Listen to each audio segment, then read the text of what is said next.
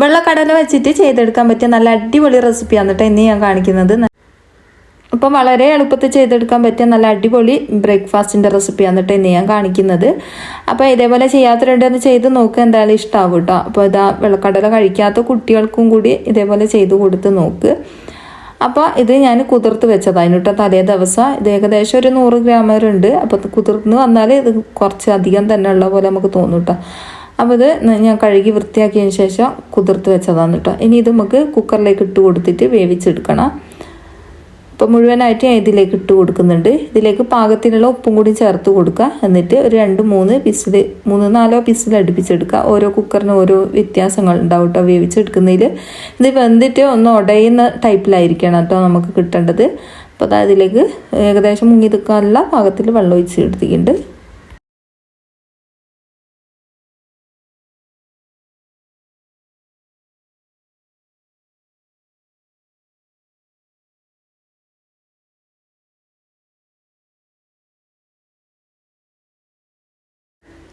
കടല ഇവിടെ നല്ലോണം തന്നെ വെന്ത് കിട്ടിയിട്ടുണ്ട്. ഇതേപോലെയാണ് കേട്ടോ കിട്ടേണ്ടത്. ഇത് ഏകദേശം നല്ലൊരു ഉടഞ്ഞ ടൈപ്പിലാണ് കേട്ടോ ഉള്ളത്. അപ്പം നമ്മളിങ്ങനെ എടുത്തിട്ട് കൈ കൊണ്ട് അമർത്തി നോക്കുന്ന സമയത്ത് ഒന്ന് പ്രസ് ചെയ്ത് നോക്കുന്ന സമയത്ത് കറക്റ്റാണ് കേട്ടോ. അത് പതിഞ്ഞ പോലെ കിട്ടും. അപ്പോൾ ഇതിൻ്റെ വെള്ളം കളയണ്ട കേട്ടോ, വെള്ളം ആവശ്യമുണ്ട്. അപ്പോൾ ഇത് ഞാനൊരു പാത്രത്തിലേക്ക് മാറ്റി കൊടുക്കലാണ്. അപ്പോൾ ഈ ഒരു കടല തണിഞ്ഞതിന് ശേഷം നമുക്ക് ഒരു മിക്സിൻ്റെ ജാറിലേക്ക് ഇട്ട് കൊടുക്കാം. മുഴുവനായിട്ട് ഇട്ട് കൊടുക്കുന്നില്ല, പകുതി ഭാഗമാണ് കേട്ടോ ഞാനിപ്പോൾ എടുത്തത്. പകുതി ഭാഗം ഞാൻ അവിടെ എടുത്ത് വെച്ചിട്ടുണ്ട്. അപ്പോൾ അത് പകുതി ഈ ഒരു മിക്സിൻ്റെ ജാറിലേക്ക് ഇട്ട് കൊടുക്കാം. ഇതിലേക്ക് നമുക്ക് ഒരു മുട്ട പൊട്ടിച്ചൊഴിച്ച് കൊടുക്കാം.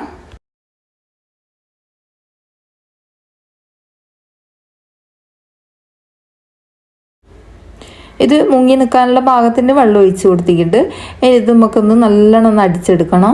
നല്ല പേസ്റ്റ് പോലെ തന്നെ അരച്ചെടുക്കട്ടോ.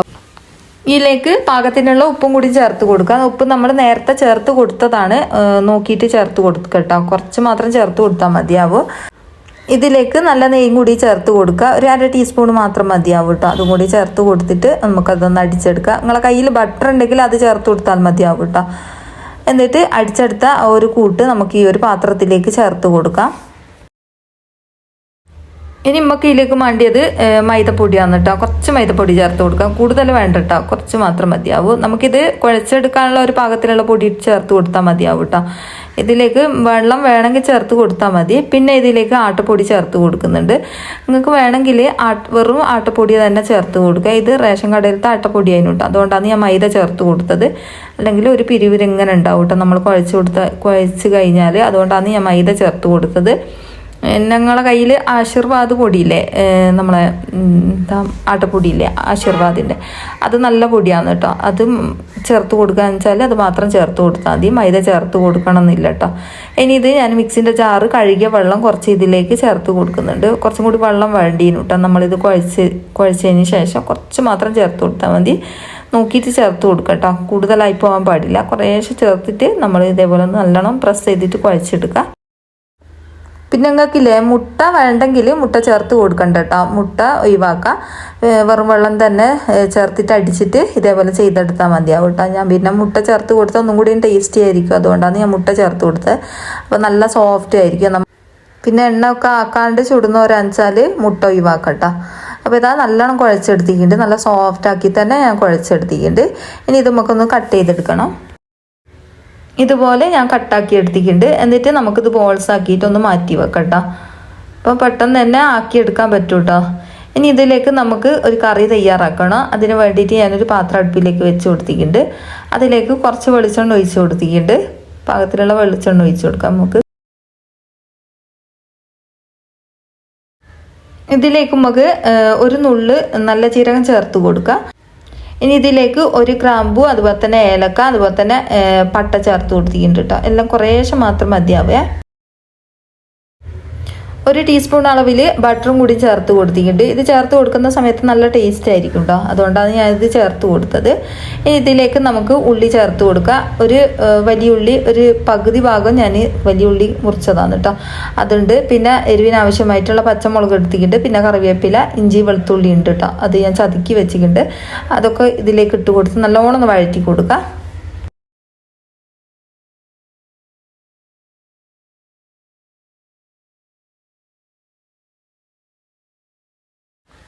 ഇതിലേക്ക് കറിവേപ്പില ഈ ഒരു സമയത്ത് ചേർത്ത് കൊടുത്തിട്ടുണ്ട്. എന്നിട്ട് നല്ലോണം ഒന്ന് ഏകദേശം ഒന്ന് മൂത്ത് വരുന്നത് വരെ ഒന്ന് വഴറ്റി കൊടുക്കാം. ഇതിലേക്ക് പച്ചമുളക് ഇപ്പോഴാണ് കേട്ടോ ചേർത്ത് കൊടുത്തത്. എന്നിട്ട് എല്ലാം കൂടി ഒന്ന് മൂത്ത് വന്നോട്ടെ. ഇനി ഇതാ നമ്മൾ നേരത്തെ വേവിച്ച് വെച്ച ബാക്കി കടലില്ലേ, അത് ഒന്ന് നല്ലോണം ഒന്ന് ഉടച്ച് കൊടുക്കുക. അപ്പോൾ മുഴുവനായിട്ടും ഉടയ്ക്കണ്ട കേട്ടോ, ഒരു പകുതി ഭാഗം നല്ലോണം ഒന്ന് ഉടച്ച് കൊടുക്കുക.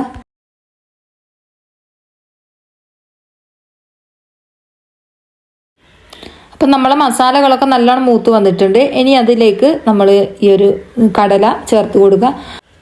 ഉടച്ച കടലയില്ലേ, അത് ഇതിലേക്ക് ചേർത്ത് കൊടുത്തിട്ടുണ്ട്. എന്നിട്ട് ആ ഒരു എണ്ണൻ്റെ അകത്ത് നല്ലോണം ഒന്ന് വഴറ്റിയെടുക്കുക.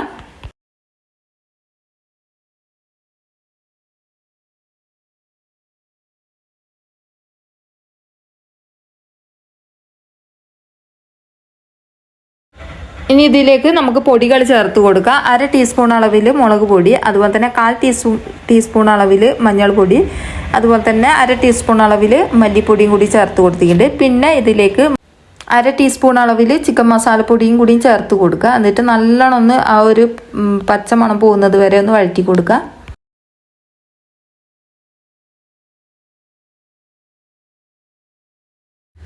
ഇതിലേക്ക് മല്ലിച്ചപ്പ് ചേർത്ത് കൊടുത്തിട്ടുണ്ട്. ഇനി ഇതിലേക്ക് നമ്മൾ നേരത്തെ എടുത്ത് വെച്ച ആ ഒരു വെള്ളമില്ലേ, കടലൻ്റെ അകത്തുള്ള ആ ഒരു വെള്ളം ഇതിലേക്ക് ചേർത്ത് കൊടുത്തിട്ട് ഒന്നും കൂടി വഴറ്റി കൊടുക്കുക. ഇനി ഇതിലേക്ക് നമ്മൾ കുറേ കറികൾ വേണമെങ്കിൽ കുറച്ചും കൂടി വെള്ളം ചേർത്ത് കൊടുക്കുക. ഞാൻ കുറച്ചും കൂടി വെള്ളം ചേർത്ത് കൊടുത്തിട്ടുണ്ട്. എന്നിട്ട് നല്ലോണം ഒന്ന് തിളപ്പിച്ചെടുത്താൽ മതിയാവും കേട്ടോ. നമ്മൾ അടിപൊളി കറി ഇവിടെ റെഡിയാവും. അപ്പോൾ ഇതിലേക്ക് പാകത്തിന് ഉപ്പൊക്കെ ഉണ്ടോ നോക്കുക. ഒരു 1/4 ടീസ്പൂൺ അളവിൽ ഒറിഗാനിയും കൂടി ചേർത്ത് കൊടുക്കുന്നുണ്ട്. കയ്യിലുണ്ടെങ്കിൽ ചേർത്ത് കൊടുത്താൽ മതി. അതിപ്പോൾ എൻ്റെ കയ്യിലുണ്ടായിരുന്നു, അതുകൊണ്ടാണ് കേട്ടോ ഞാനത് ചേർത്ത് കൊടുത്തത്. നല്ല ടേസ്റ്റ് കൊണ്ട് കൂട്ടാം. അപ്പോൾ ഇത്രയും ആയിക്കഴിഞ്ഞാൽ കുറച്ചും കൂടി വെള്ളം ഒഴിച്ചിട്ട് നമുക്ക് കറി പോലെ ആക്കി എടുത്താൽ മതിയാവും കേട്ടോ. തിളച്ച വെള്ളം തന്നെ ഒഴിച്ചു കൊടുക്കാൻ ശ്രദ്ധിക്കുക, പച്ചവെള്ളം ഒഴിക്കരുത് കേട്ടോ. അപ്പോൾ പച്ചവെള്ളം ഒഴിച്ച് കഴിഞ്ഞാൽ കറിൻ്റെ ടേസ്റ്റ് തന്നെ മാറിപ്പോകും. അപ്പോൾ നമ്മൾ ഉരുളകളാക്കി വെച്ച ഓരോ ബോൾസും ഇതേപോലെ എടുത്ത് വെക്കുക. എന്നിട്ട് കുറച്ച് പൊടി, ഞാനിപ്പോൾ മൈദപ്പൊടിയാണ് കേട്ടോ ആക്കി കൊടുത്തത്. നിങ്ങൾക്ക് വേണമെങ്കിൽ ആട്ടപ്പൊടി ചേർത്ത് കൊടുക്കുക, കുഴപ്പമൊന്നുമില്ല. അപ്പോൾ അതാ കുറച്ച് പൊടി ആക്കി കൊടുത്തതിന് ശേഷം നമുക്ക് ഇതേപോലെ ഒന്ന് പരത്തിയെടുക്കാം. ചപ്പാത്തിൻ്റെ ആ ഒരു വലിപ്പത്തിൽ തന്നെ പരത്തിയെടുക്കുക, അതുപോലെ തന്നെ പരത്തിയെടുക്കുക കേട്ടോ. അപ്പം നല്ല തിന്നായിട്ട് തന്നെ നമുക്കിത് പരന്ന് കിട്ടും. കുറേ അധികം തിന്നാക്കേണ്ട ആവശ്യമില്ല, കാരണം ഇടയിലൊക്കെ ചിലപ്പോൾ കടലിൻ്റെ കഷ്ണങ്ങളൊക്കെ ഉണ്ടെങ്കിൽ പൊട്ടിപ്പോകും കേട്ടോ. അപ്പോൾ അതാ നമ്മൾ ഇതേപോലെ പരത്തിയെടുത്തിട്ടുണ്ട്. ഇനി ഇത് ഒരു പാത്രത്തിലേക്ക് മാറ്റി കൊടുക്കുക. അപ്പോൾ അതിൻ്റെ ഇടയിൽ കളറ് കാണുന്നത് കടലിൻ്റെ ചെറിയ ചെറിയ കുഞ്ഞി കഷ്ണങ്ങളുണ്ട് കേട്ടോ. കുഴപ്പമില്ല, നമ്മൾ പരത്തിയെടുക്കുന്ന സമയത്ത് കറക്റ്റായിട്ട് വന്നോളൂ കേട്ടോ.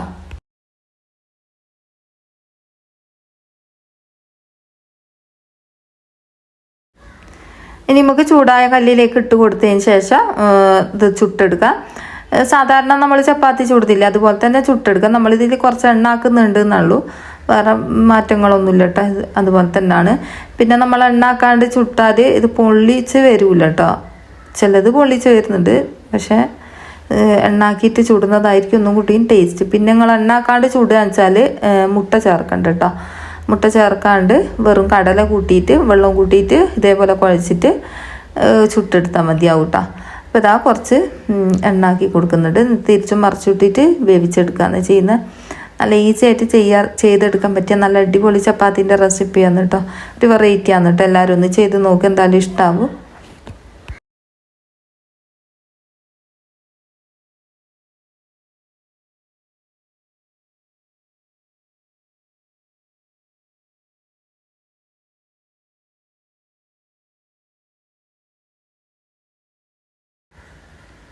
അപ്പം നമ്മളെ ചപ്പാത്തി ഇവിടെ അടിപൊളിയായിട്ട് തന്നെ കിട്ടിയിട്ടുണ്ട്. നല്ല അടിപൊളിയാണ് കേട്ടോ. എല്ലാവരും ഒന്ന് ചെയ്ത് നോക്ക്.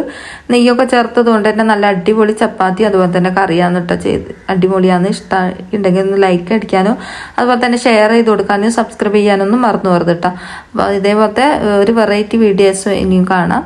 കണ്ടില്ല, നല്ല സോഫ്റ്റ് ആയിട്ടുള്ള ചപ്പാത്തിയാണേ.